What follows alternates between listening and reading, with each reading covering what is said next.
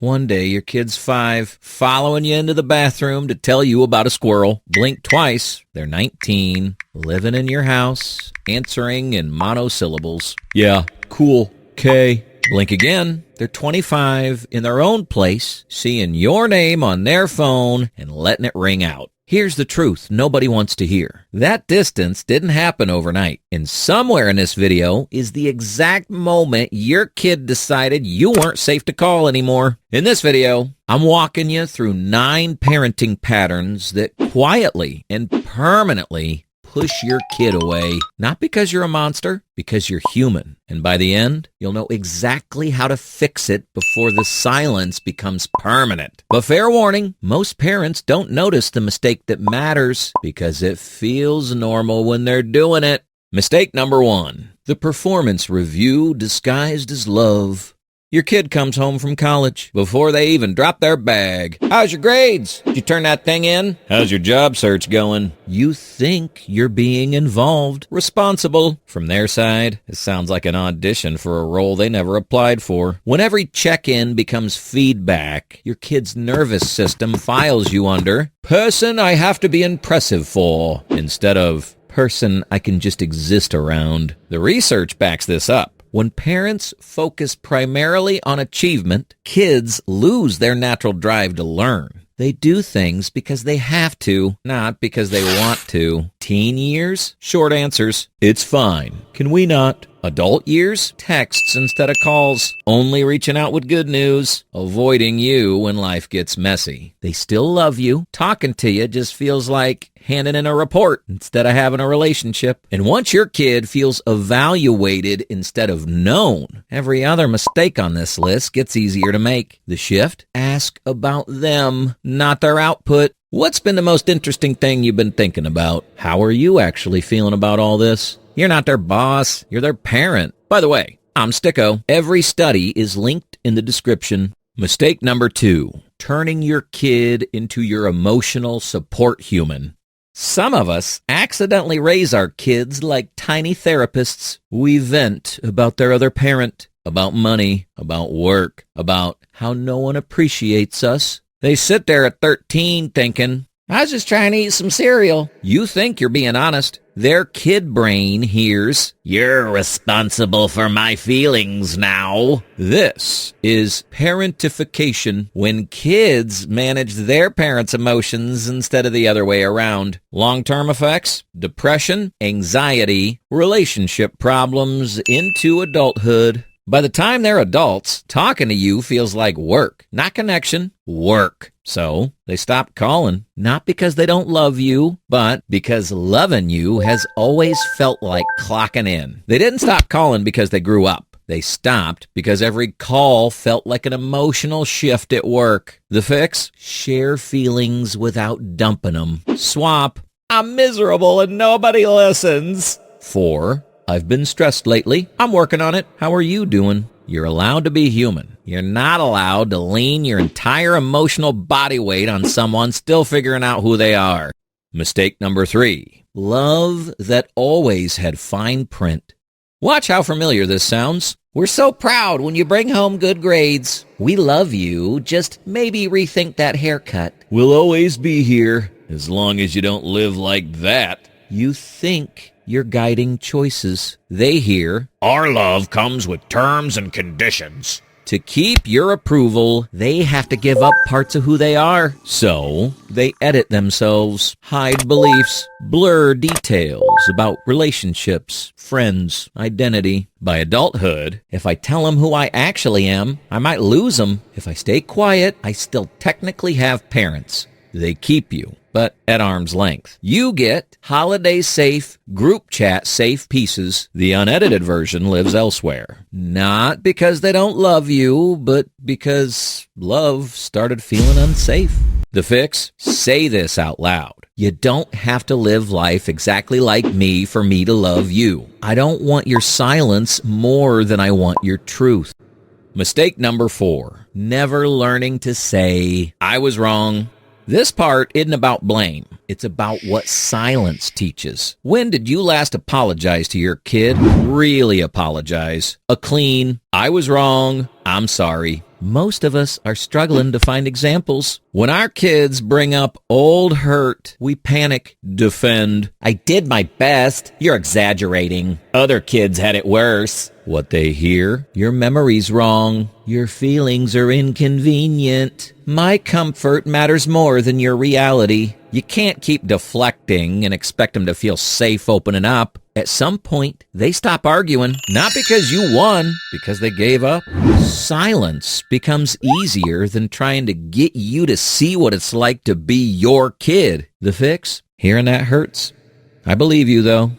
I wish I'd done better there. I'm sorry. You don't explode. You don't collapse. You just let it be true. That's how grown kids realize, oh, I can talk about this now. Mistake number 5, weaponizing what they told you in confidence. Your teen finally opens up. I hate my body. I feel anxious all the time. You listen. You care. You hug. They think maybe it is safe to tell them things. Then later, in a fight, this is exactly why you're anxious all the time. To a relative, well, she has body issues. What they learn, if I give you my softest parts, you might use them as a weapon. By adulthood, they've built internal locks. They talk to you, they just don't tell you things. You get headlines, their therapist gets the real story. This is one of the moments that teaches kids, I can't tell them when it matters. The fix? What they tell you in weakness doesn't get used in anger, ever. Already broken that rule? Apologize. Sincere. Honest. Own it. Mistake number 6. Family means you're never allowed to say no. Family is everything. You don't say no to your parents. Sounds beautiful. Feels different when it means you have to come. We're family. You can't cut them off. That's your uncle. Growing up, they learn real loyalty means I ignore my own boundaries. They go places they hate. Hug relatives who make them uncomfortable. If they flinch, they're the problem. By the time they're independent, I don't actually have to do this anymore. What looks like they vanished is actually my no finally works. We call it abandonment. They call it breathing. They didn't cut you off. They finally put the oxygen mask on themselves. The fix? You're allowed to have boundaries with family, including me. If something feels like too much, tell me. I don't want you to just disappear. Mistake number 7, treating teen years like a phase to survive. Mindset. If I can just get them through high school without pregnancy, arrest, or addiction, we'll be fine. So we monitor, correct, panic. We forget to actually know them. We know their grades, their schedule, their search history. We don't know what scares them, what lights them up, what story they're telling themselves about who they are. When they're adults, we want late night calls and you're my best friend now. To them, we're still the officer from the teen police department. We're just not their person. And that realization usually hits parents years after the window's closed. The fix? I spent a lot of years trying to keep you safe. I didn't always take time to know you, though. I'd like to change that, if you'll let me. Mistake number 8. The tiny moment when they decide, I'm done. There's usually one small moment where the switch flips. You laughed at something they were serious about. You said, you're so dramatic. This is why no one wants to be around you. Their brain, I'm not safe here. They don't announce that decision. They just remember it. They don't stop talking immediately. They just reclassify you from person I might be honest with to person I keep it light with. Light turns into surface. Surface turns into holidays. Eventually, birthdays and the occasional text. From our side, it feels sudden. From theirs, 1,000 tiny tests. One last one where nothing changed. About a quarter of young adults are estranged from their fathers, 6% from their mothers. When researchers ask adult children why, they cite being marginalized, ignored, hyper-criticized. When mothers are asked, someone turned them against me. But when adult children are asked, emotional abuse, impossible expectations, personality clashes never addressed. The estrangement decision is typically decades in the making. Mistake number 9, waiting for them to fix it.